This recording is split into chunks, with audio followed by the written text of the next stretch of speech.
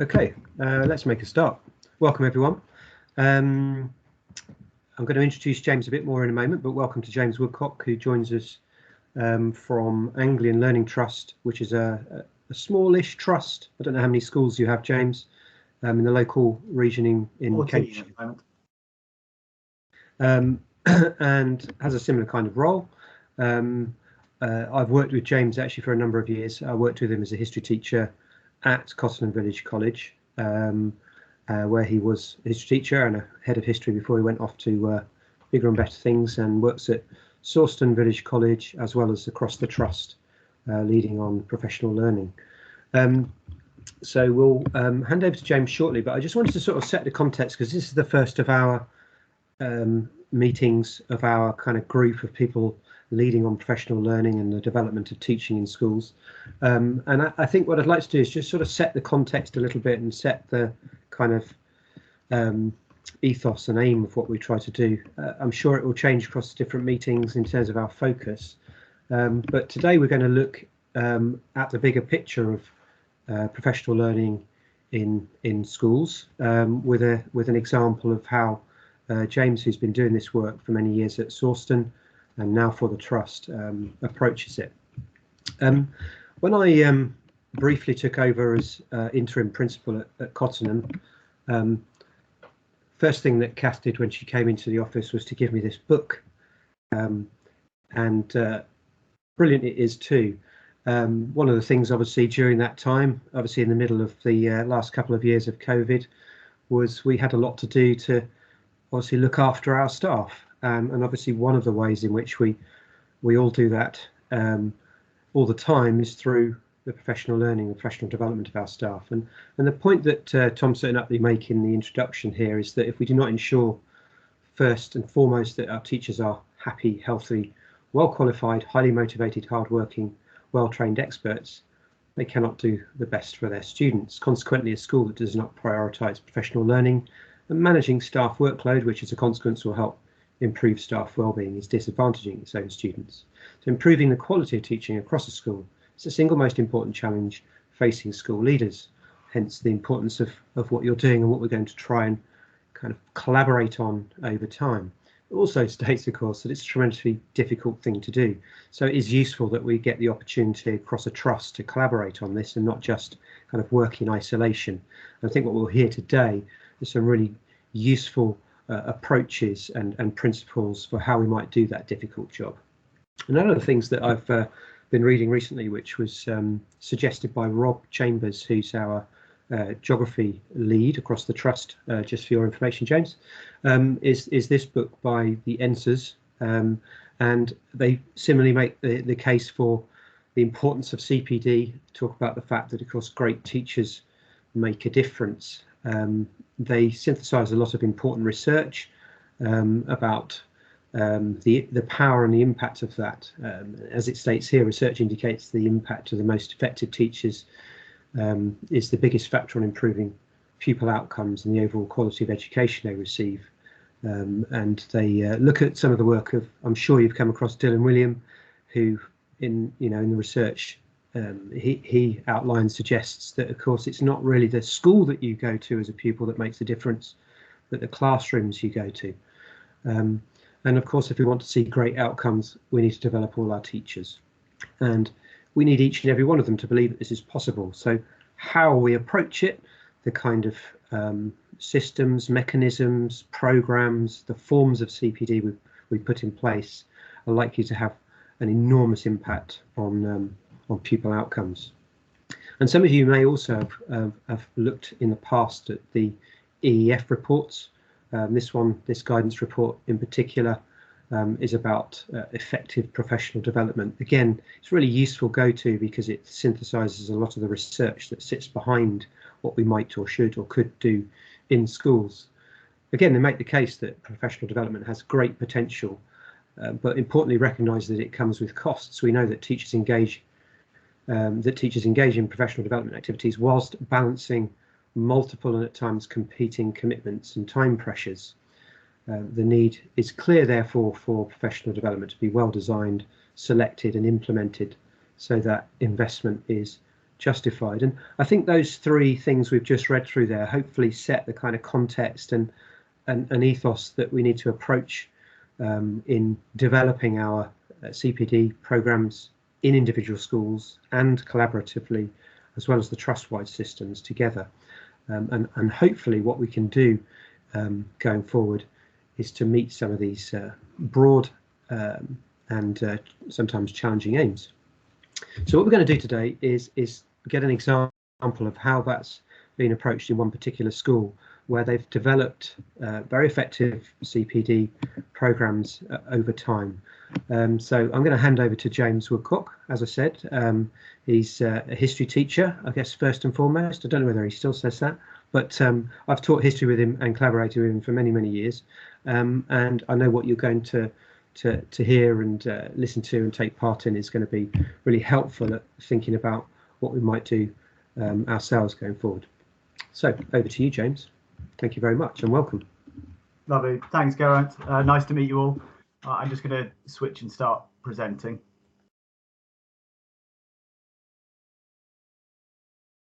What I'll be doing is keeping an eye on the chat as well as hands up. So if people have questions or comments, please feel free to either put a hand up or use the chat function.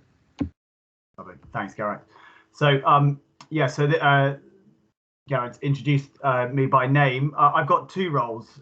One role is at trust level there, so similar, I think, to Geraint's role in some ways, but at Anglian Learning, and I'll say more about who we are and where we are later. But I'm responsible for professional learning, and it's a role I've taken on this year. So what we're doing at trust level is an emerging project, and hopefully towards the end I'll be able to say something about that. But really, what I'm going to focus on this evening is more with my role as assistant principal at Sawston Village College, which I'm still working there 2 days a week, and have been responsible for things relating to teaching, learning, professional learning, ITT, NQTs as were, and so on for something approaching 12 years. I think I've slightly lost count. So I'm going to talk through the approach that we as a school took over that time and how that's evolved. And that's really snappy title that I've got there. I'm going to unpick all the different elements of that. So we're going to talk through how we as a school built a coherent, subject-sensitive whole school approach to sustained professional learning. And I want to stress there that it is one school's approach. One of the key themes running through this is that I think one thing that has helped us, and that's one of the most important things that's helped us as a school, is keeping a sense of an understanding of our context and our narrative as a school in terms of our growth as an institution and the professional development of individuals and collectively. That said, it's my hope and belief that the principles that have helped to shape our development as a school are transferable into other contexts. They're shaping what I'm doing at trust level, and they resonate with things that other schools have been doing, both within our trust and beyond. So you'll recognise some of those principles as well. So what I just want to give you a moment to start with is just to take a moment to reflect on your own school and where you are culturally, perhaps, in terms of various different scales. Now, there's some overlap between these scales. This is not a particularly scientific process, and but just in terms of the scale where you are, in terms of that level of autonomy for teachers, are you a school where there's really just entirely full autonomy for individual teachers, and at the other end of the scale, a fully centralized system? How collegiate and collaborative are your processes versus a hierarchical system? How subject specific are you in your approaches to teaching and learning and curriculum and professional development? And how far do you have more common whole school approaches to these things, and so on? And the things I would suggest you consider when you're placing yourself on these scales are: how do you as a school develop policy? How do you run and deliver CPD? How does your QA work? What are your leadership structures like at school? What's the culture like within teams and across your institution? And how does performance management appraisal operate? Those kinds of things. Where culturally, institutionally, would you say you are? So just give you a moment to think about where you put yourself on those scales.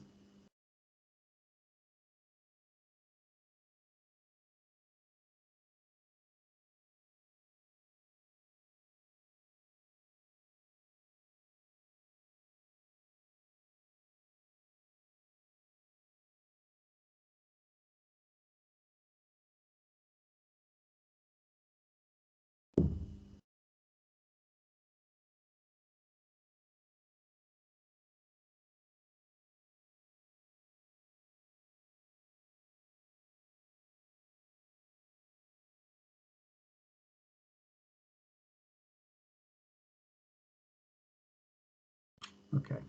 So those are some of the themes that they're going to come out throughout everything I'm saying for the rest of the evening. I think one of the things probably that's worth considering at this point is that your position on those scales will very much be dependent upon your school's context and will shift depending on the particular situation at the time. And there's arguments to be at different points on those scales. They're entirely legitimate. So there's not that one particular end is necessarily always better than another. It will depend on the situation and the context, but it can be helpful, hopefully, to see where you are culturally and perhaps where you want to be at different times. So we'll come back to those. Before we do, though, I just want to say a little bit about who we are as a group of schools. So when I'm something approaching a real teacher, I'm based at Sawston Village College. So we're South Cambridgeshire, 11 to 16 comprehensive. There's 1,050 pupils and growing. Will be about 1,250 probably over the next couple of years because of local changes. We are our academy, but converter academy, and for what it's worth, we have been consistently good by Ofsted for forever, which that's where we sit. Anglian Learning is a group. I put 15 schools there. It depends quite how you count them. So 8 primary, 6 secondary, and a post 16, which is associated with one of the secondaries. And we're based primarily in Cambridgeshire, South Cambs in particular, but also across local borders, Essex and Suffolk. And the pictures there kind of give you a sense of our schools, but also sometimes a slightly misleading sense. So the perception of our schools, if you come to them, we're really, really lucky. They're beautiful sites. So the top one is obviously Sawston. The bottom one is Bassingbourne. That we're rural South Cambridgeshire, but so there's no hills, but there's lots of trees and greenery, and it's very pleasant part of the world to live. That does hide sort of pockets of deprivation. So I think it's probably fair to say that we would say that we are genuinely comprehensive in that we have a very, very broad social spectrum at all of our schools and very, very broad academic prior attainment and all the sort of associated aspirations and challenges and benefits that go with that. And so that's us as a group of schools. And like I say, I want to talk through each aspect of the title this evening. So I'm going to spend some time talking about how we've developed coherence through our professional learning strategy, how we've ensured that it is subject sensitive and responsive to subject expertise, how we've tried to ensure that it's a whole school approach. And by that, I mean that all teachers and all departments are engaged with this. I am going to focus on teacher professional learning this evening. There are all sorts of interesting things that can be done around non-teaching staff professional learning, but I'm going to focus on teaching professional learning this evening. And the fourth thing there around how we try to sustain the engagement and also sustain strategic direction over time. Towards the end, I'm then going to give some examples of some of the different structures that we've used or are using at different points and what they're for, how they've worked. Different ones have different functions at different points. And I'm going to share something of the challenges that we've faced and my reflections on how they can be mitigated. What I'd like you to do as we go through is just think about those kind of reflection questions, and periodically I'll give people time to reflect. So I am proposing this, well, I'm describing this rather as our approach, and there'll be things that hopefully you agree with and resonate with you and think, oh, that might be useful, or that we recognize that because that's the things that we're doing or trying to do. But there may be things that you disagree with on principle, or disagree with because they're not right for you in your context. So just obviously think about you. Do you agree with the philosophy underpinning what we've been doing? Is there anything that's relevant and helpful to your school? And if so, and I think this is an interesting thing to think about, okay, well, if there are things that you think might be useful for you, what might your next steps be after this meeting? And if you disagree, what would you want to do differently, or what are you doing differently from what we chose to do at Sawston? And as I say, I'll give opportunities to sort of pause and reflect on questions on those themes as we go through, and then there'll be time to kind of jump in through the chat or whoever is best to do that. And Geraint's kind of going to keep an eye on that. So that I will pause periodically. So just to start then with coherence, something that we've been very keen on is making sure that we've got long-term strategic planning for obviously the school's direction, but that the CPD planning goes along with that. So we use internal QA, as you might expect, and we also have a sense of where we are as a school in our direction for professional learning. So what have we done before? What might be a sensible thing to do next? What don't we know enough about? What are we strong on? And what's the next step in that learning? What are we weak on? And therefore, what might we need to really dig deeper into? And there's a sense of that not just being year by year, but we tend to plan our professional learning at least on 2 yearly cycles, but we also know our narrative. So we are fortunate that we at the senior level, we've inevitably there's turnover, but there's quite a lot of overlap. So between us, we know the school's narrative. We know where the school was 20 years ago, 10 years ago, 5 years ago, and so we can build on that, and we deliberately plan accordingly. And I think a helpful idea that certainly helped me in my thinking here is taking that idea of zone of proximal development for pupil learning and applying that to teacher learning as well, and thinking, okay, well, what do staff currently know about cognitive science? What's a sensible next thing to explore as a school or at departmental level? What's not the right thing to be moving on to because it's too technical, it's too in depth, or we don't have the sort of foundations of some of the core understanding, so that won't be accessible to everyone at this point. Maybe one department's way ahead. We can't necessarily set a whole school training program because of where that department is. We need to think about where other departments are and plan professional learning accordingly. So that's been quite a useful principle for us.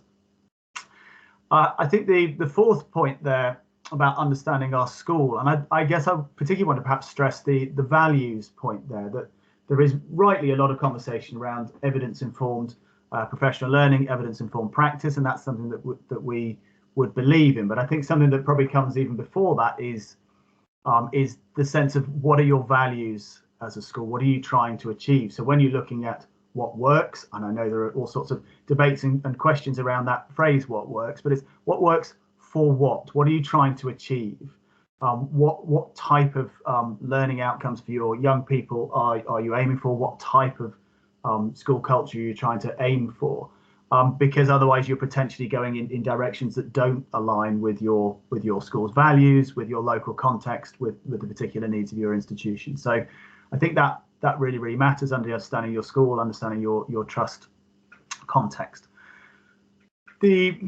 That phrase, assertively cautious, this is where the very naff, cheesy ship image comes in there.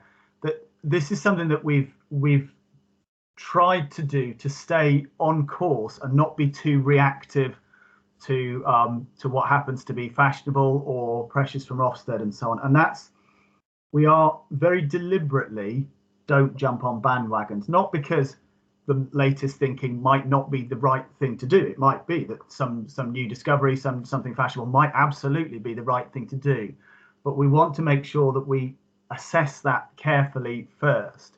So we tend to have a cycle of development that follows that 1 year, 2 year, 3 year program. So the first time something comes on our radar, whether that's through a new book or a new EEF report or something someone's read on Twitter, whatever it might be, if we feel that is important enough to potentially do something about and do something with, we typically spend year one learning about it at school and departmental level and doing our best to make sure that as senior leaders, as subject leaders, as individual teachers, we understand it as well as we can, in order to then make decisions about what we should do with it.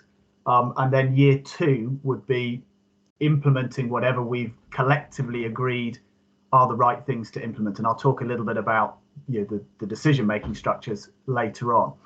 And then year three would be a process of making sure that whatever we said we were going to implement is actually properly embedded, and that feeds through into the departmental schemes of learning, lesson plans, the resources that goes with that, and that there's a process of evaluating, reviewing, potentially extending or potentially improving, depending on what that comes from. So that's why we sort of got that phrase of assertively cautious, that we want to understand things, and we just take a little bit of time to make sure that we understand it as well as we can, but then we kick on and implement things and make sure that things are actually happening where we think they're the right things to be doing.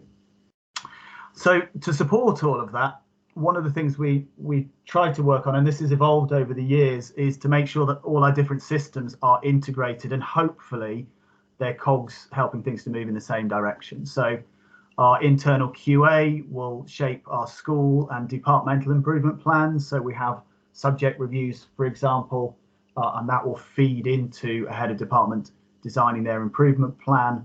Those subject reviews over a cycle, and our other QA will then feed back into a school development plan. So that's very much shaped by what we see happening in classrooms, and there's a sort of a reciprocal relationship between those things. Performance management targets are then linked to school and departmental targets, at least for the most part, so that there's a sense of people are moving in the same direction.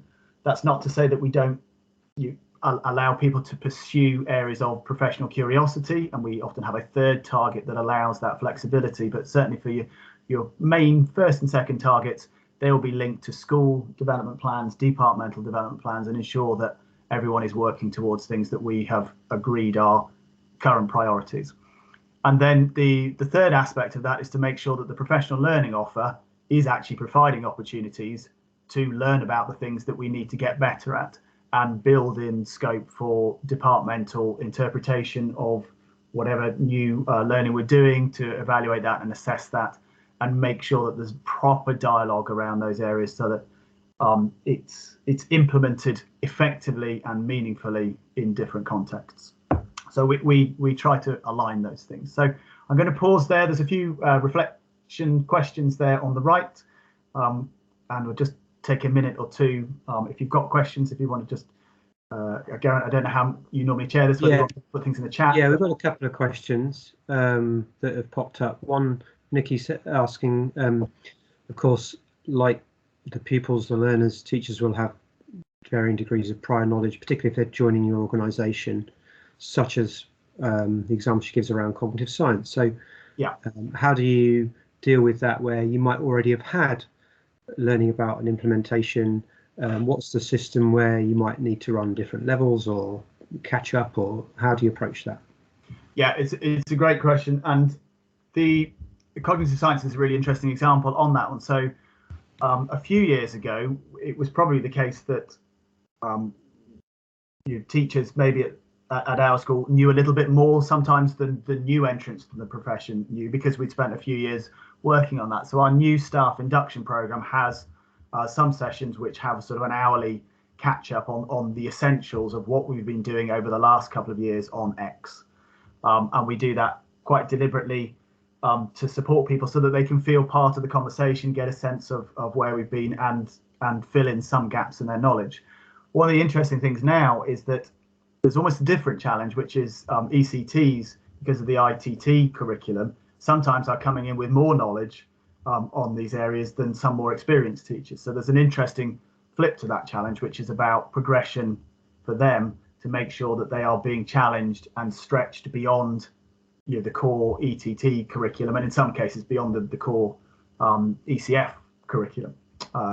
So one of the things that I'm working on at trust level, and will hopefully feed into school level as well, and this has come out of conversations that Geraint and I have had over recent months, so I can shamelessly say that I stole this idea, this kind of the idea of a professional learning curriculum.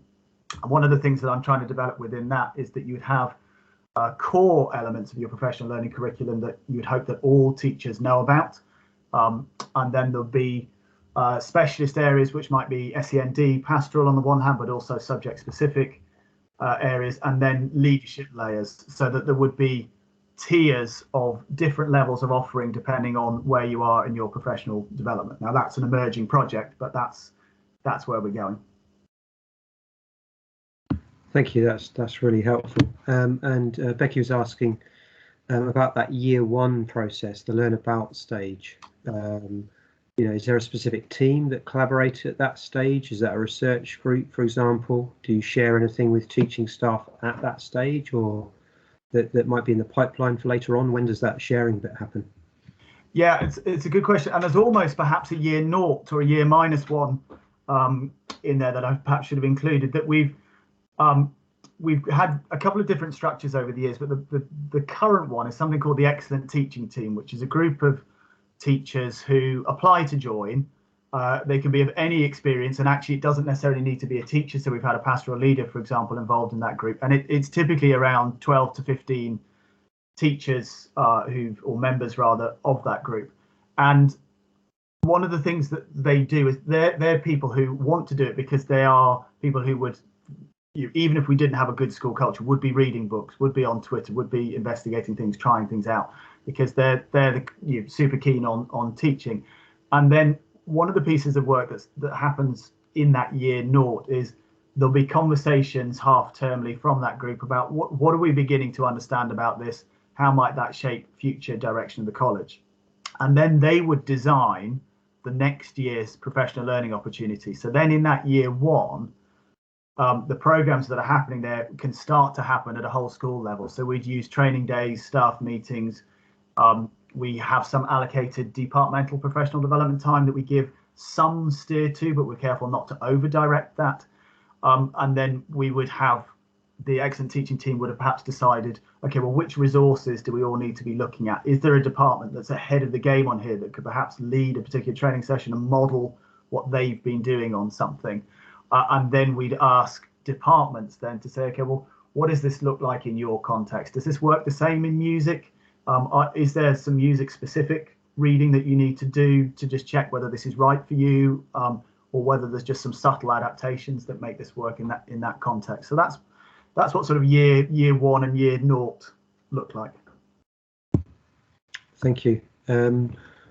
Nikki, I might misinterpret this question. She's asking, does this approach restrict time needed to spend on being reactive to upcoming priorities? And I guess that's linked to the kind of idea of the context issue.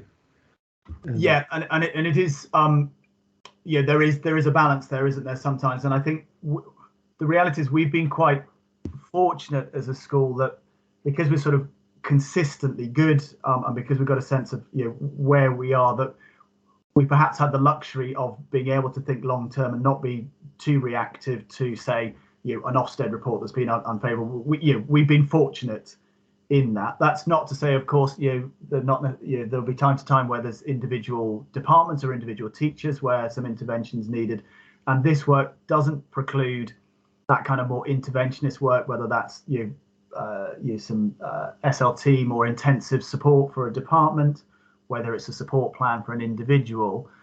I think it's also hopefully fair to say that this approach tends to reduce the likelihood of needing to be reactive because you've got some quite strong foundations, and it doesn't preclude it, but it reduces the probability. That's the hope anyway. Yeah, thank you. I think it's worth saying as well, because you set out at the start the fact that this is something you developed over time. You've built towards this, and that context will mean that there are things that need to happen a lot more quickly than a 2 or 3 year cycle, obviously, but yes, the context as well has allowed you to get to that point. That's really helpful. Thank you. Okay, we okay to move on to the next bit? Lovely. Yeah, absolutely. Any other comments? I can't see any hands up, so yeah. All right.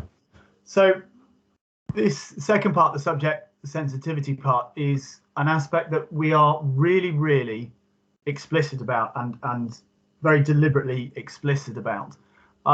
So we keep talking about the importance of subject here, and there's two reasons for being so explicit. One is to make sure that people realise that we mean it, and that it doesn't get forgotten, because if you're standing up in a whole school training session, it can be easy to forget that what's really important is that this is interpreted and applied at a level that makes sense for different subjects. The other reason is that it's to raise expectations. So that third bullet point, I'm doing things slightly out of order there. That third bullet point is that it is about giving departments a level of autonomy to do things that are right for their subject discipline. But it's also saying, look, as a subject leader, there's an important responsibility for you here, which is to ensure that you understand what it is that your subject community is saying about questioning or about cognitive science and how it works in your context. That it is not enough simply to take the generic stuff, nor is it enough to just simply say, this just doesn't work in my subject and not engage with it. That there is a responsibility that goes with that at middle leadership level. So just to go to the first bullet point there, we've hopefully set up our leadership structures to make that subject sensitivity something that is actually realised rather than just something that we say at the start and end of a training session. So we've got a leadership group, which is our heads of subject, sometimes seconds of department in larger departments, and SLT, and that is chaired by a head of department rather than a member of SLT. And it's very deliberately and explicitly an opportunity not simply for information giving and telling by SLT, but to say these are the issues that we're currently wrestling with, posing questions to that group, asking that group to share their expertise, their understanding, and to contribute in suggesting solutions and ways forward, and contributing to the policy development and saying, look, these things are important for us, we're happy to go on that, but these things need to be done in a different way. And that's something that really shapes strategically what we do as a school, so that those subject leaders don't just feel that we're listening to them, but are actively listened to, because policies reflect what they've said they need. The fourth point down there, just shifting around a bit, that we make sure that we've got departmental time that is specifically allocated to departmental professional learning. And that's expressly not supposed to be departmental admin time. We have those calendared with different names on our calendar, and there's periodic reminders about that, and the culture on that is quite nicely established, so that you've got the time in your department to work on your department development plan and to respond to where there's whole school training or whatever it might be, and to think about things that are specifically relevant to you. And that's mirrored in our school policies. So we effectively have two layers of school policy. We have slightly broader whole school policies on marking and feedback, lesson structures, whatever it might be. But then we have departmental specific versions. And it's not that we create a school one and then say to departments, make this work for you. There's a reciprocal sort of cyclical dialogue between those things. So the school policy is reflective of what departments are doing and saying and trying to capture common principles there. And then that can help to direct departments where there's new thinking emerging at a whole school level, and so on. So there's a constant dialogue and cycle between those two things. The school ones are updated in light of department practice, and department ones are updated in light of new learning, whether that's on a new aspect of Rose and Shines, whatever it might be. QA, we then, when QA happens, we are not using typically whole school generic expectations to assess where departments are at. We use departmental policies. So every subject has something called the Sawston Maths Lessons Policy Documents, which sets out what the head of department thinks good maths teaching should look like and what maths teaching should look like at Sawston. And we use that document to assess whether maths teaching at Sawston looks like what the head of department hopes it's looking like. So the head of department effectively frames what quality should look like in their subject. And there's obviously dialogue around that to make sure that that is informed by good subject community understanding of what good maths teaching is generally. But the head of maths decides what's good maths teaching, and SLT support the head of maths in seeing whether that's actually happening in that way. That's supported by that final bullet point, is that where we can, our SLT line management departments, we try to have sustained long-term relationships there, so that SLT, I've line managed, for example, music for a number of years now, and being a historian, that was, there's been a reciprocal dialogue there. So a lot of my line management, at least in the earlier years, was very much about understanding what are the peculiarities of music teaching and music thinking, to make sure that when I am working with our head of music, I understand what it is they're trying to achieve. I know the right questions to ask a head of music that might be slightly different from the questions that I might ask our head of PE when I've line managed PE. So there's a reciprocal relationship there. And the book Heart is quite an interesting example. For those of you who come across that book, that's quite a nice illustration of some of those line management conversations. So I was actually going to ask a bit about that, James, because yes, you know, the process of learning about a subject as a non-specialist is quite a tricky one. Yeah. If you haven't necessarily got a strong department, that line manager probably needs to be quite well informed. I think people are probably bored of me plugging Huh and Ashby's book and a couple of others by now, but I think they are particularly helpful. But are there other processes or mechanisms that you use for keeping your line managers up to date with these kinds, to have these conversations? Yeah, it's an interesting question, and it's not something that we do massively formally. Whether it could be, it possibly could be.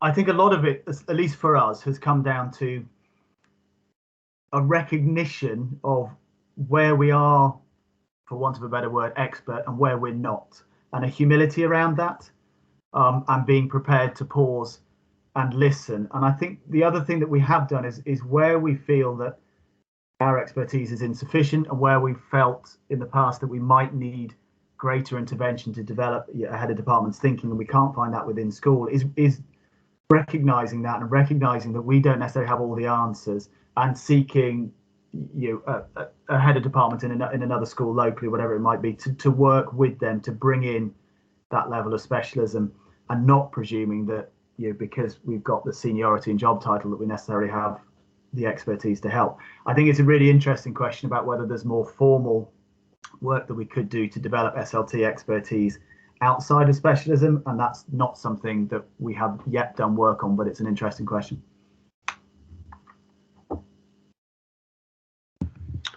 Are there any other, is this the point to ask if there are other questions, or?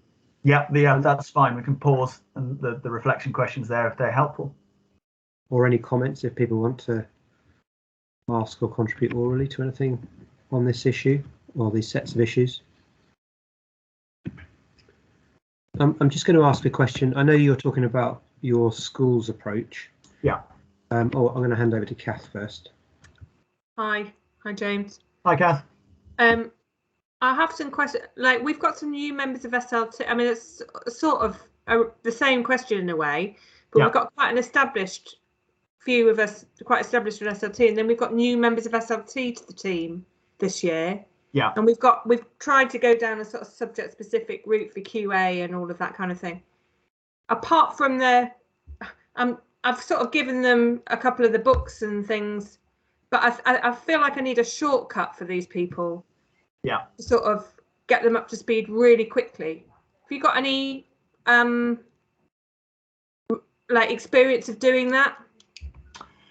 Yeah, it's an interesting question, and I mean the short answer is no. I mean, things that immediately jump to mind that might be helpful, and certainly this helped me a lot, was obviously lots of observations, not with a clipboard, but just to sit in lessons and get a feel for what those lessons look like, for your own benefit. I think that I think can be hugely powerful. I think depending on whether it adversely affects the dynamic in the room as well, joining team meetings, joining department meetings as an observer, just to see what are the issues that this subject talks about, what are the kinds of conversations that they're having.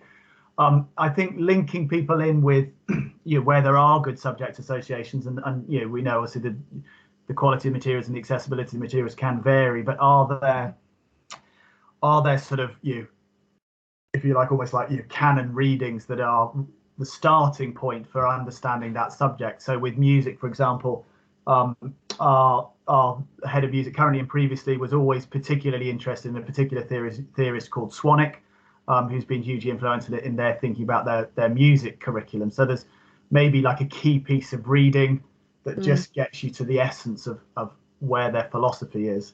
Those are the kinds of things that spring to mind that would be helpful. I'm sure there are other ideas, because this is an area where it's been much more about a deliberate and conscious attempt at humility rather than necessarily anything formal. But I think there's something interesting about how you might likely structure that differently.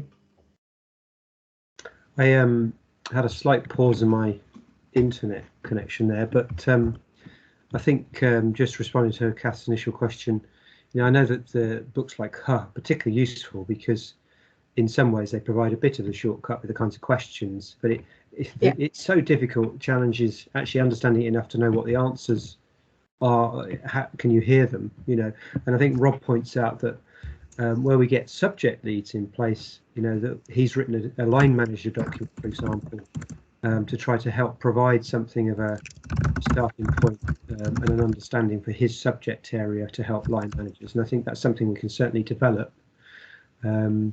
That what we can do as a trust centrally. And I know you're talking about your school, James, but that might be an interesting development in future. Is even working across the two trusts to say how can we help support each other, because we're unlikely to have subject leads in every subject very quickly. I think also there are often some really useful things in subject association materials that could usefully provide help. But I think it's in the Tomsit book where he points out that there's no giving them a book like Her is not the thing that helps, because you just sort of expect people to read it and take it on board. It's actually taking them through it and working as a team. And one of the things I think it'd be I've talked about before but not been able to set up yet is having line manager subject meetings where you kind of get a guide to the subject. That's a nice model, isn't it? And bring people together. I think this raises questions about time, and as that first slide said, I pointed out these things are really difficult to do, but maybe that's where some of our alignment of calendars and so on can help. I think I've missed a couple of comments. I think James was asking for, James is our science lead in the trust. He's asking for an example of subject-specific document to see what you're talking about. What does a part of that look like? I think it's probably referring to where you've got a subject-specific example of some school-wide policy. I think is that what you're referring to, James?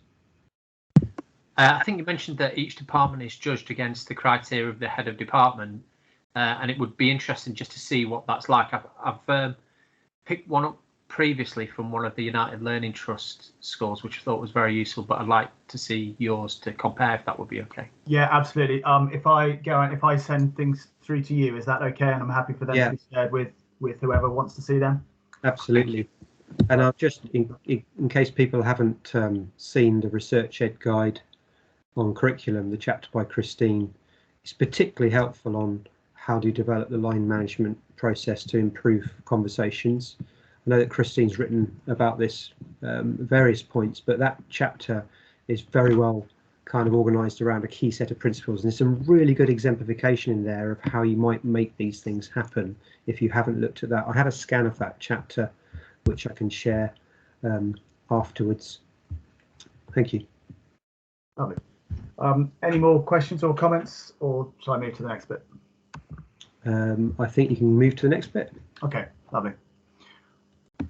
So the third aspect is about how we make sure, yes, it's subject sensitive, but how do we make sure that the engagement with professional learning and whatever the particular priorities are at the moment is actually something that happens across the school for every individual and every department. And again, that issue about autonomy with responsibility is a kind of a key implicit message that, yes, as a department, we want to give you space to develop things for your department that work for your department, that reflect what your subject community is currently debating and wrestling with, that reflect the particular issues that your department has at this particular point in time.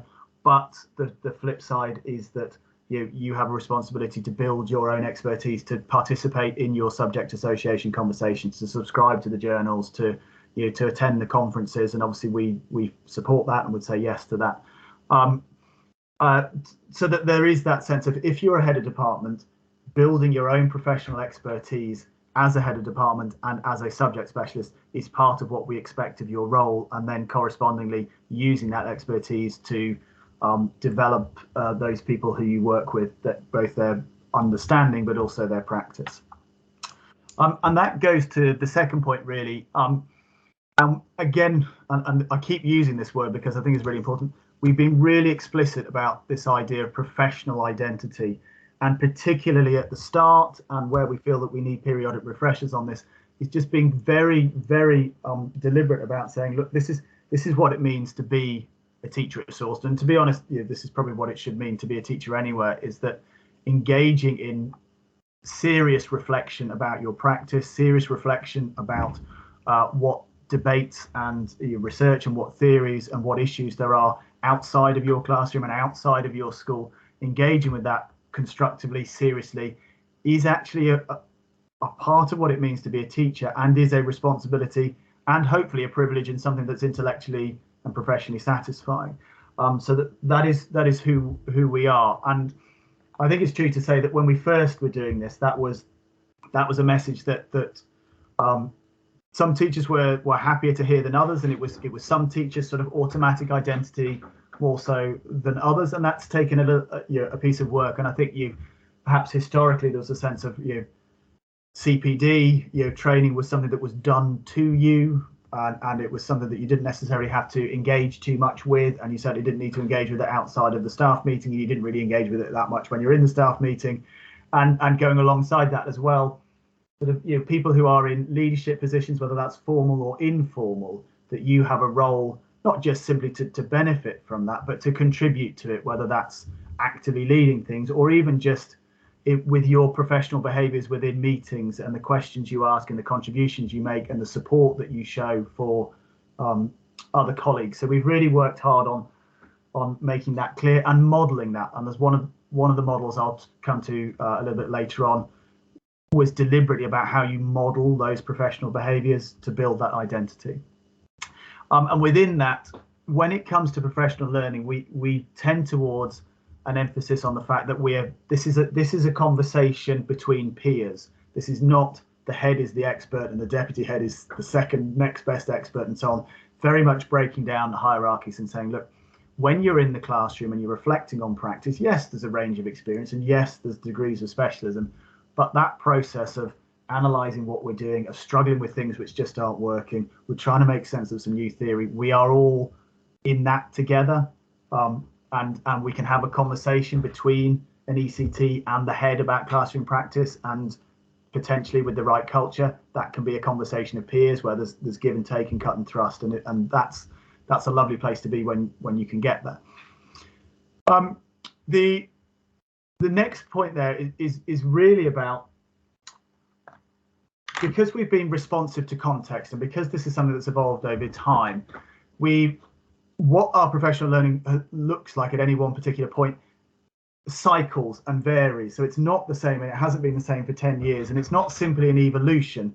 It can shift in one direction and then back to another direction, particularly between the degree to which we want to centralize things and the degree to which we want to relax and allow autonomy. And I just really want to say that the kinds of things that have influenced us to push things towards more centralization, I'm going to talk a little bit about that, and then the kinds of things that have pushed us towards allowing greater autonomy, and some of the factors that affect the decisions that we make at each year about how centralized and how relaxed we are about that. So where there's a greater sense of urgency in an issue that needs dealing with quite quickly, where there's been staff turnover, so there's perhaps more gaps in knowledge, where perhaps something is quite simple and isn't subject to the same kind of complex, difficult debates about subject variations on that, where the things are more generally widely applicable, or when we're in year one of learning about, then those are the kinds of factors that might push us towards taking a more common, a more centralized approach. So there might be more use of staff meeting time, there might be more kind of modeling about this is how it can be done. There'd be more sense of we can set a strategic direction slightly more centrally than allowing more divergence on that. And maybe say matters around, say, like behavior management, classroom management stuff might be something that lends itself to a slightly more centralized approach in that context. The other factors that might push towards greater departmental autonomy were where if there's an issue that is so complex that it can't be simplified to common principles that apply everywhere, and it does need really kind of careful interpretation and application in different contexts, where perhaps there is existing expertise in the school, so we don't need to secure some of that core understanding because we've done that. So if you're in year 2 of a program rather than year 1, that's then when we may relax things and say, okay, well, we've done the foundational training, we've gone as far as we can with some of the generic stuff, we know that people are reasonably confident on X, Y, and Z. Now's the time when we can let subject leads take greater control over this, where we need to give people time to interpret this. That's where we can have more autonomy at department level. And it may be where different departments have slightly different priorities. So if one department has been a little bit ahead on something, they may focus on one aspect, and a department for whom this is newer, but we still got the core learning, they can focus on something else. So those are the kind of factors we take into account. And so there's an example there on what we've done with cognitive science. So when we first looked at the work of the learning scientists a few years ago, because that was new to pretty much everyone, we did a lot more centralized stuff to learn about the general principles. We did use the science department to illustrate some of that because of a couple of colleagues who were a bit ahead of that. But we used year 1 to then frame the next sort of 2 or 3 years and came to a sense where we were agreeing some common approaches. But that was a lot more centralized. And then year 2, having got those foundations, we were able to get departments to develop their own policies on that, develop their own resources, develop their own practices. So that's what we've tried to do in terms of make sure there's whole school engagement. Again, I'll pause for observations, questions, comments. Any questions? Any comments?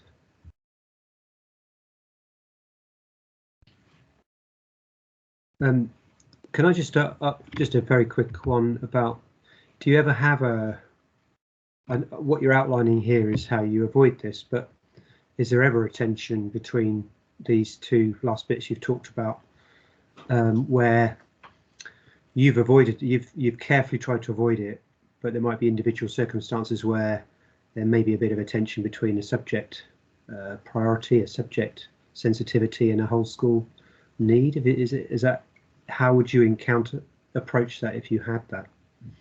So are you saying, so when you've got a situation where you might feel like you need to push in a particular direction as a school, but there's a subject that's resisting that? Yeah, that's a good example of how that might manifest itself. Yeah.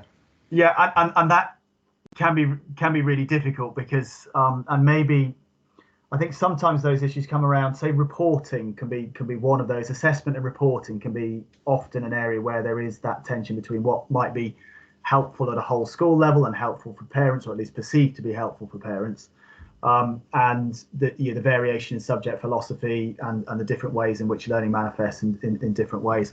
And the reality is that sometimes we don't always get that right. But the hope is that it's minimized through the leadership structures that we have. So through the leadership group that is collegiate, so that we try to ensure that whatever policy decisions we do make, we have had time to consult with and to get genuine opportunity for contribution and criticism from subject leaders. And the excellent teaching team, which is in practice is the main body for developing teaching learning policy and for critiquing teaching learning policy, that is widely represented from lots of different subjects. And the culture of that, and again, you have to be really explicit about this, is I say at the start of every year, I want you to be really critical and take apart what we're currently doing. There is nothing that's kind of off limits. Anything that we do, if you think it's problematic, this is the forum to say so. It doesn't. That's not to say that there aren't some things that might happen that some subjects wish didn't happen. I think that's inevitable, but we try and minimise it. I think linked to that, what strikes me and what you've been talking about is the importance of the sort of conduits of information. How does information flow? Because your role in this to be that conduit between curriculum leaders or teachers on the ground, and of course what you're trying to achieve with the rest of your SLT who might have very different remits, that must be quite a challenge in making sure that your team do work really together on it, the SLT team. Yeah, and I think, like with all things, the reason why sort of I do this role is because this kind of sits with my natural instincts and with my professional experience, that this is what works.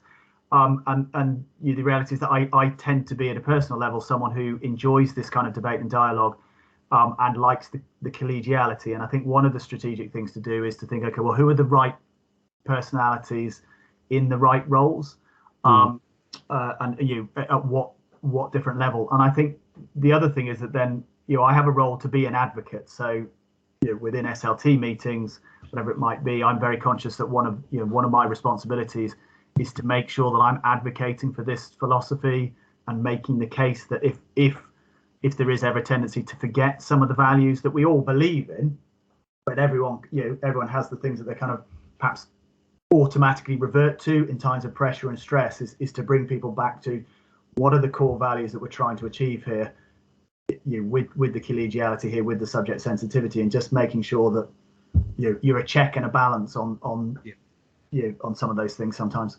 Thank you. Quick question from Julie, who's asking about how do you approach the consistency of quality in the departmental approach to professional learning? Do you feel that some departments get a better deal than others? What do you do about that? The short answer is yes, they do. And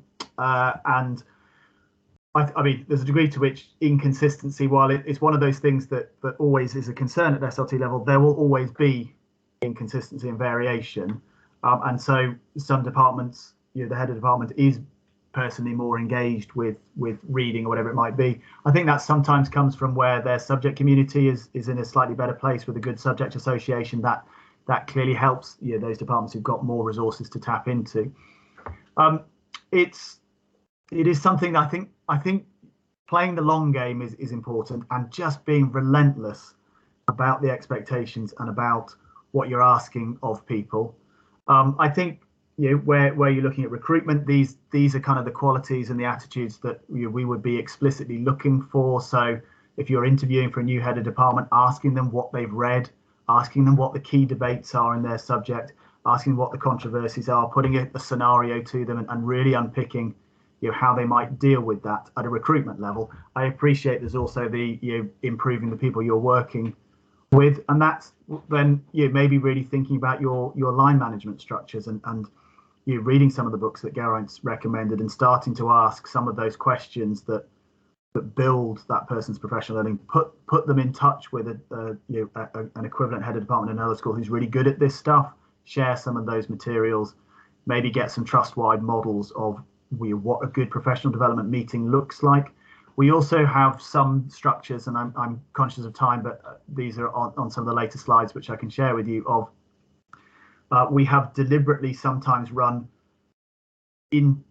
interdepartmental meetings that the excellent teaching team has structured to model what a good professional development department meeting can look like. So by providing resources, by providing question structures, by providing a framework and an agenda for that meeting, so that you can attend one that's been structured for you, and then hopefully see, okay, when I'm now running my team meetings, this is how I should be planning those team meetings. So that's how we try to do it. Yeah, and there is an example of that kind of thing in that chapter by council in the Research Ed Guide as well. Thank you. I think we're probably at a point where we can move on. Okay. I'm conscious of time, and like all good history teachers, I've talked a lot. How are we doing, Geraint?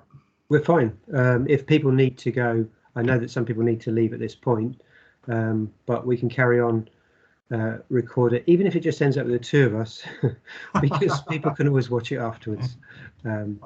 So yeah, carry on. I can't see anyone else either, so as far as I'm concerned, it's just you and me at the moment anyway. So okay, so I'll move on to the fourth aspect there, which is about this: how do we sustain this? And I do think this has been a key part for the extent to which we have been successful. The energy to sustain it has been both deliberate and important. And the images there, again, apologies for the slight cheesy naffness of those, but I think seeing it as a marathon, so there is a long-term direction, but also that relay that sometimes, you know, it's different people at different times in the journey, whether that's because of staff turnover, whatever it might be, and making sure that the baton is passed so that a new head of department doesn't mean that you lose momentum in important pieces of work, or a new key member of SLT, that they understand why we're doing what we're doing now. And even if we're not doing the right thing, at least they can understand what we're trying to do and why, and they are given that sense of the narrative, so that if it is being critiqued, it's being critiqued from a point of view of understanding of where you've come from and what you're trying to achieve. So I talked about the long-term planning. I talked a little bit about that second point, but something we always try to make sure we do, and particularly at the start of the year, is just remind colleagues, you know, what we've been doing, both in terms of, you know, school planning, but also the substance of the professional learning, so people can see, you know, where this year's work fits in terms of what we did last year, 2 years ago, 3 years ago, what we're hoping to do next year, rather like you do with pupils in, you know, in your lessons, and just making sure that they can see where we are in that horrible word journey. Development plans, we typically have a model of rolling development plans. So rather than 1 year, and rather than, you know, 2 years and then it's binned and you start afresh, they are rolling and reviewed. And we have a system of trying to, you know, periodically build into line management where you actively review those. So we have a whole school line management focus for the fortnight. We meet fortnightly with our heads of department, and we are within that rolling cycle. You say every half term there is a slot where we have to look at department plans, review them, not formally, but you have a conversation, call up the department development plan, where are you at, have you been using team meetings, what are you planning to do next half term, and make sure that those things aren't something that are planned at the start of the year, forgotten about it, and then just come back to the end of the year and think, oh God, we didn't do anything about that, did we? So that's sort of reviewed half termly, and we have a document that tells us as SLT line managers when we need to do that, so that we remember as well. I've talked about the zone of proximal development point before and the progression point, but they're clearly crucial to making these sustainable. The fifth point is, I think, has been quite an important one, about refreshing things from time to time and refreshing the culture. So even if a particular model has worked, sometimes things can get a little bit stale, or maybe it worked for 3 years ago, given the personalities you had, given the level of professional understanding people had, given that it was sort of fresh and different then, and therefore there's something about that structure that just reinvigorated people. There are times when a new structure or a slightly different approach can just refresh things and better reflects the staff you happen to have in front of you at that point. And I've got some examples I can show you on that later. The staff turnover point is a really important one, and sometimes if you've been at the school for a long time and have a really clear sense of where you're going, it's worth remembering that that doesn't mean that everyone in front of you has been there for as long as you have.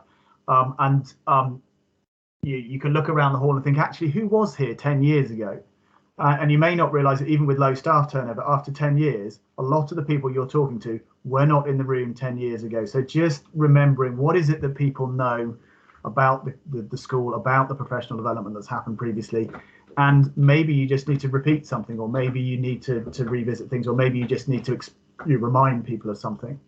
Or you need induction programs for your new staff, not just your ECTs, but just new colleagues joining the school generally. Something that we've, I think, got better at over the years is leadership succession planning. I'm trying to make sure that there's much more distributed opportunities for leadership. So shortly before I joined the college, it needed for a few years, it needed possibly more centralised, more charismatic senior leadership just to fix a few things. And there's very charismatic and hugely effective head that turned a few things around about the school.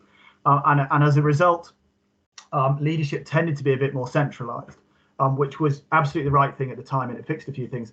But it's not the right model necessarily for succession planning for leadership. So something that we work very, very hard at is to make sure that the chair of a working party isn't always me, isn't even a member of SLT. It will be a subject leader with a particular area of interest there. It will be not necessarily a subject leader, but someone who could do that job very well. With the excellent teaching team, they will deliver some professional development training. They are contributing to policy development. They are critiquing things. They're presenting to SLT. They may present to governors and so on. So we're very deliberately trying to have lots of different structures where there are formal and sometimes informal opportunities to lead and shape things in all sorts of different ways, so that when they are stepping up to a more formal role, they've been in those meetings, they've had those conversations, they've had experience of running projects, they've had experience of standing up in front of colleagues, and we all know that teachers are the most difficult audience you can talk to. So they're naturally stepping into that role, unlike the situation where you have too much in education, which is where you get good at a job and you get promoted to a job you don't yet know how to do. So we try to induct people through a little bit better. I think the other thing that really helps with sustaining things is that sense of ownership and collegiality. So again, team structures help there with the excellent teaching team that I've mentioned a few times, but also departmental policies, that if the head of department feels like it's their policy that they're reviewing, that it's genuinely theirs that they're creating, then they're going to engage with that more over the long term and want to be part of that iterative, difficult review process, because it's theirs and they're doing it, and it's not something that's just being done to them and they're being told what to do differently next year. They are deciding what to do.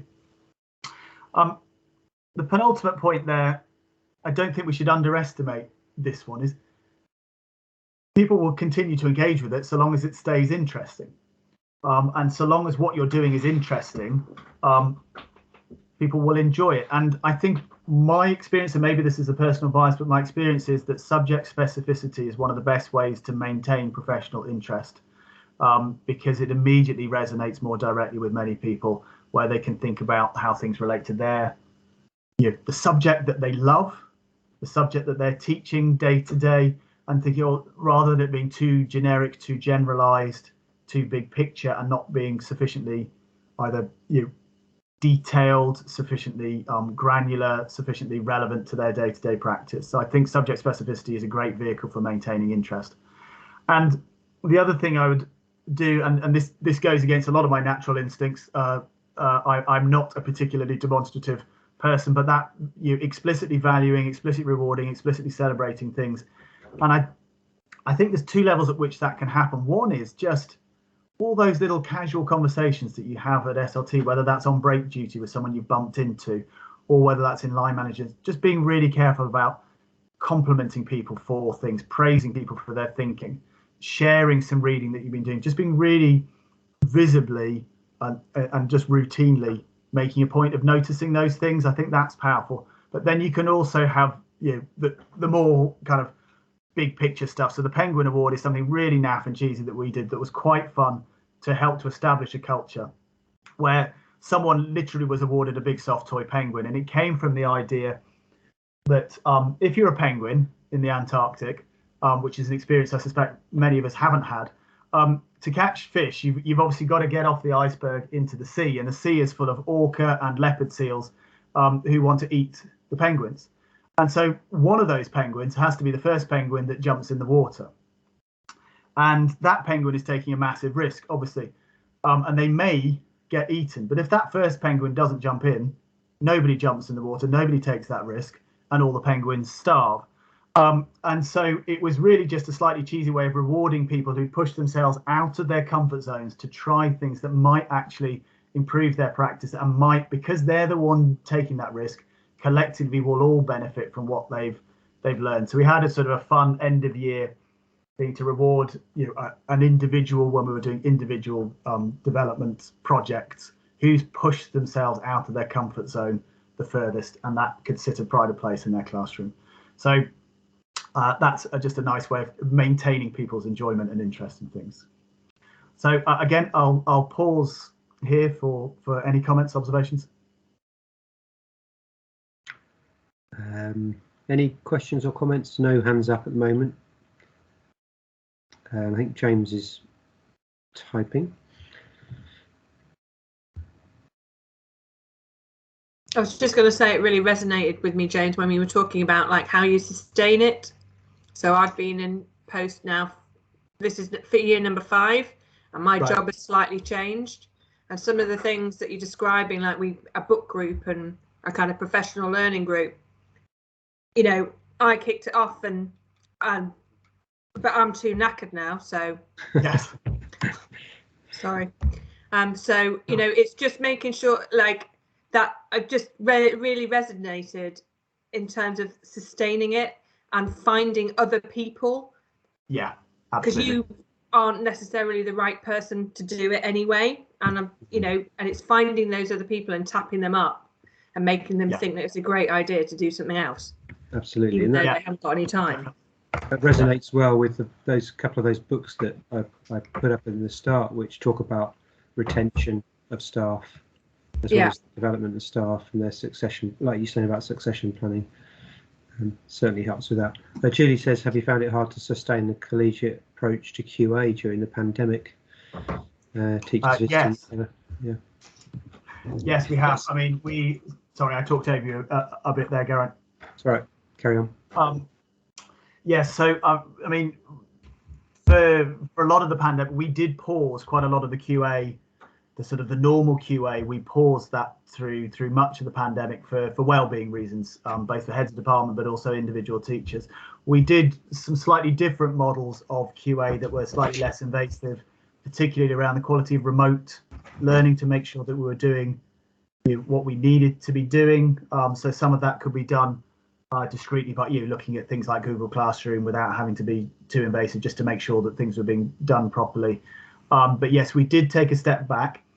That was right for staff well-being and so on. And I think while that left gaps in terms of our understanding of SLT, I think actually the message of that, I think interestingly, sort of paradoxically almost, was quite collegiate, because he said, look, we understand what it's like to be doing something completely different, completely outside your comfort zone. We recognize the pressures that you're under, and therefore we're going to take a little bit of a step back. So it maintained that sense of collegiality in a different way, perhaps. It is something we need to rebuild. Great, thank you. Just need to mute if we're not muted. Thank you. Carry on, James. Yeah. Okay. So the next thing I'm going to share, and Garrett, I mean, I maybe just pick out some of these, and I'll obviously share these slides so people can dig into these things. And where there are things I haven't had a chance to talk through specifically, if they are of interest, then do feel free to get in touch. But there's a couple of slides here on some examples of some of the structures that we've used. Some of these I've talked about, but some are different. But I thought it might be helpful to give some of the practical stuff rather than just the principles. So this first slide, there's a few things that I haven't talked about too much there. I've talked about subject-specific quality assurance at the bottom, so I won't reiterate that. But one of the first structures we used when first establishing the idea that everyone should be engaged with professional learning, and also where we wanted to model to departments who weren't necessarily very good at this, or at least not very experienced at this, what a good professional learning conversation can look like. We used an off-the-shelf model, which is Dylan Williams' Teacher Learning Communities model, which some of you may be familiar with, which is essentially a package, a structured package of mixed subject after-school meetings, exploring a specific issue, which is his work on formative assessment. And we had chairing, which was deliberately by people. It wasn't chaired by SLT, and these are some of the key principles. So it's a nice model and a guided model of how to run a non-hierarchical, constructively critical, engaging with research, small scale training meeting. And it really helped us to kind of get us on the way towards establishing that as a culture. So there was just a really simple message that you might have we had our new head of IT, who had been teaching, I think, for 3 or 4 years, chairing a group, and the head of school was sitting there in that group, and she was chairing the meeting that he was a member of, and immediately that sends a really powerful message, as well as the quality of the stuff, as you'd imagine, from Dylan Williams was good, and the specific substance that was about formative assessment was at that time absolutely the thing that we wanted to get better at, and so it did serve that purpose of building common understanding. But what that fed into is that those people attending those meetings, if they've not done that kind of meeting before, immediately get a sense of what it is, how it can be powerful. The next two are two different ways in which we have set up teacher investigation, teacher inquiry, action research type work. We've not been a school that's tended to go down too much of a formal research in school line. We've occasionally collaborated with outside groups, but we haven't tended to go down the action research model too formally. But we have had a couple of different models for making sure that people are doing inquiries in a less formal sense. So we've had teacher excellence projects, which I think you kind of think that people might recognize from different contexts, but basically where an individual teacher would decide what is an area of professional interest for me within certain boundaries that can be as tight or as kind of as loose as you feel is appropriate. So it's a subject specific aspect of practice that they want to investigate, and they're expected to read around that subject, trial things in their classroom, and then have an end of year celebration where you would feedback, and we had sort of showcase where everyone had to do a poster and come around the room and talk to each other, and a sort of an informal sort of fair, if you like, when we'd have drinks, we'd have cakes, and you'd wander around and talk to people, and that's where we did the Penguin Award at the end of that.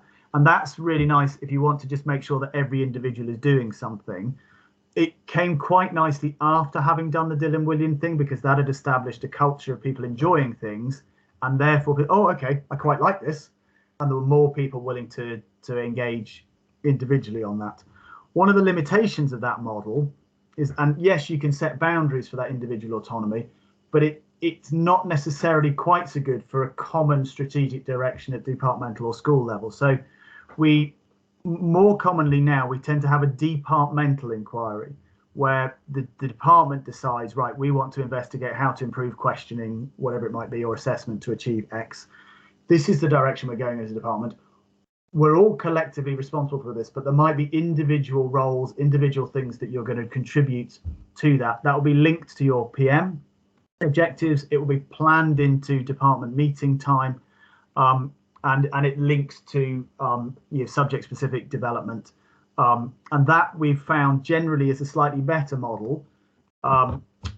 It doesn't preclude an additional performance management target that's more individualized, but it's been more powerful, we feel, at driving departmental improvement than just the teaching excellence project.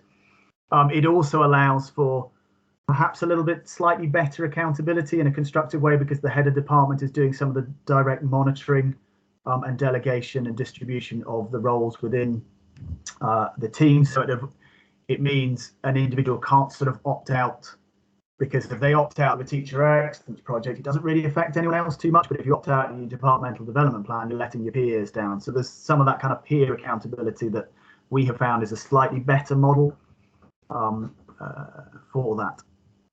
The next point on there is no data appraisal, which has been an evolution over the years. So we obviously, like many schools, we used to have our number one target was that you needed to achieve X% A star to C, or whatever it was.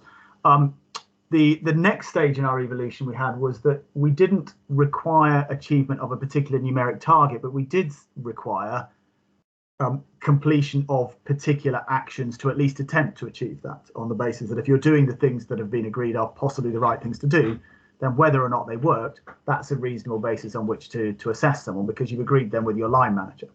And it's slightly unfair to have agreed actions with your line manager and they don't work, and your line manager says, well, that was your fault. So that was a fairer approach, we felt, was to work towards focus on the actions perhaps rather than the numeric target.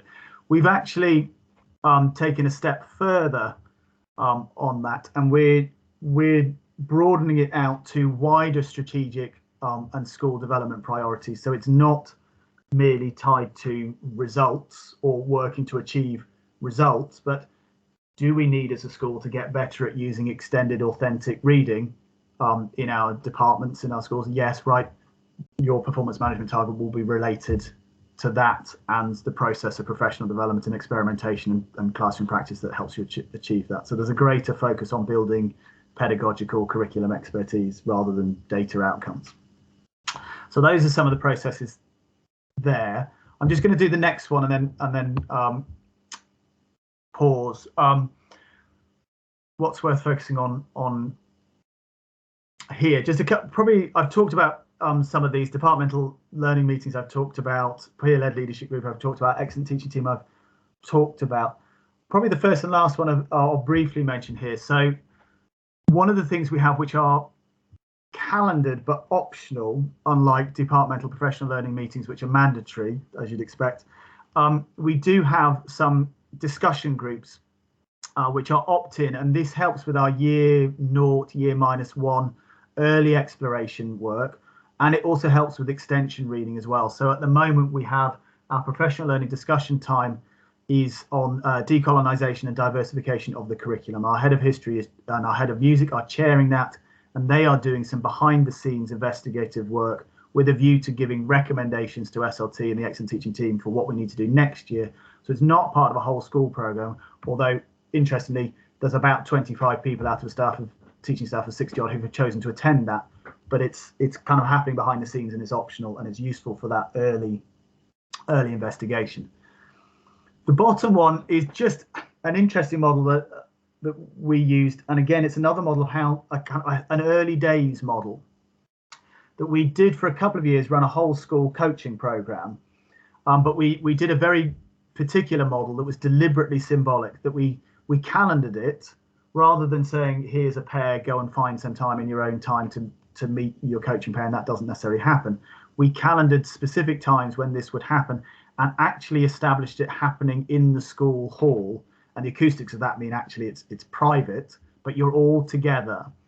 And again, we engineered pairings there, so the head teacher was working with someone who could cope with working the head teacher, but was also junior. Modelled, we structured a cycle of practice, reflection, and questioning, and really symbolically saying, look, we are peers together. Also, it modelled that process of professional reflection. And practice and reflection, and that was really, really powerful. And we did that for a couple of years. It worked for a couple of years. We wouldn't want to have done it longer, but just to send some symbolic messages and to model some practices, we found that was really useful for us at an early stage in this process. So that's a few practical examples. Again, if there's time, I've got a few thoughts on challenges, but I'll pause there. And Geraint, I'll be led by you in terms of timing and response. Yeah, I mean, thank you, James. I think we will finish at 5, which is the calendar time. And if after that point people would like to stay and ask a question and James is happy, that's fine. But we'll kind of draw it to a close within the next 5 minutes. Julie's just asked a question about, it'd be really interesting to find out more about coaching. I think that's probably more of a kind of a request from our group here. I know that Julie's been doing some work with that Ambition Institute program and instructional coaching. That's certainly something that we can look at in a future meeting of this group. And I think probably what we've seen here is James has probably helped set our agenda for the next 2 or 3 years, I would imagine, in terms of the things we might explore in more depth individually. It's given us lots and lots of food for thought, lots of ideas. Are there any other particular questions or comments that people wish to make at this stage? James, if I give you 2 or 3 more minutes on the challenges, just like kind of in that frame of what I wish I'd known, kind of what the challenges. Yeah, absolutely. So an interesting one. So there's a few challenges here. The first one about that appearance of slower development, I think comes back to one of your colleagues' earlier questions about the need sometimes to intervene. And the reality is that sometimes you do need quicker interventions, whether on an individual level or departmental level. But I think there's also that my personal view is that I would rather take time to embed some deeper learning and therefore hopefully do things properly. I think there is a danger of doing things too quickly and giving the impression of having achieved something, and it can be perhaps superficial and therefore not embedded, or it might be done might be implemented badly, and some of the stuff around cognitive science, because the nuance can matter sometimes. And if you do things not quite in the right way, sometimes it breaks and it doesn't work. So I think sometimes the appearance of slower development is an illusion, and that it's better to take 2 years and do it properly than to take 1 year and do it badly. But I think you also do need some more formal intervention work alongside it sometimes. It does, and this has been, I think, hinted at in some of the questions, it does depend upon strong subject leadership, and that the quality of subject leadership also benefits from and is influenced by the quality of national teaching communities and subject associations and so on. I think that can be mitigated through line management in the way that we've talked about. I think trust support, whether that's trust support of SRTs, whether that's subject networks and subject communities within the trust, which is something that we're working on at the moment. Putting people in touch with the subject associations if they're not in touch with them is obviously helpful. But I also think that one of the things that we realised is that we deliberately chose mechanisms and models of professional learning that actually developed subject leadership. So some of those examples I talked about, some of the practical illustrations, we deliberately did it in a particular way to demonstrate to subject leaders, this is how you do it and this is what you need to be doing. So it is reliant upon strong subject leadership, and it can develop strength in subject leadership depending on what mechanisms you choose. Staff turnover at leadership level is a threat to the coherence and the narrative and the sustaining of the program. And I think something that's worth doing is making sure that, although it's a job, I think making sure that you've got some record of the narrative and trying to make sure that people know the narrative, that's institutionally known and understood. I think that's supported by distributed ownership and distributed familiarity. The more succession planning you've got, the more distributed leadership you've got, the more different people are leading on different aspects of this, then the impact of leadership turnover is mitigated, and you've got a greater chance of sustaining things when sustaining things is the right approach. Staff turnover at teacher level, we've talked a little bit about, and this emerging idea of a professional learning curriculum that supports some of that core knowledge and an induction program to make sure that everyone is at a similar place to everyone else in terms of what you see as the essentials.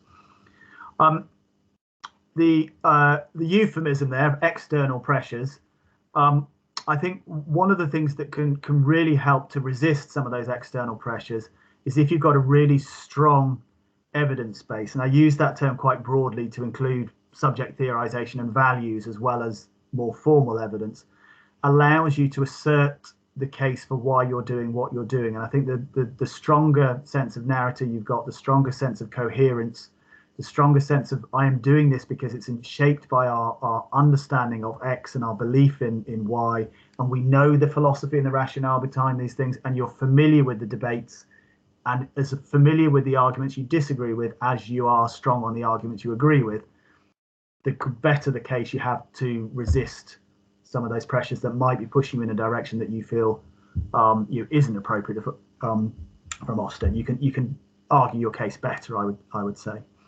I think the penultimate point there about complexity and uncertainty, a lot of evidence is difficult, a lot of subject-specific debate is difficult, complex, hard to interpret, ambiguous, unclear, and I think we just have to be really honest and acknowledge that in the conversations we have with colleagues. Don't pretend things are decided and determined. Subject specificity helps to navigate some of that complexity, partly because of the expertise that can be built at that level, and partly because some of the complexity is that it looks different in music and PE compared to RE. I think also really value and build in time for an iterative process of review and reflection really helps. And the final point there, I think, is that culture and personality, that collegiality doesn't just happen overnight because you say suddenly we're going to need to be collegiate. It requires people actually living it and not saying things that cut across it, not doing things that cut across it, not having systems that aren't actually collegiate, even if they're supposed to be. You've really got to kind of be really consciously living and breathing that. And if you get it right, it then becomes self-sustaining because people are kind of brought up in your institution with that mindset. and then they'll hopefully continue it. So I've gone over. Apologies, but that's where we are.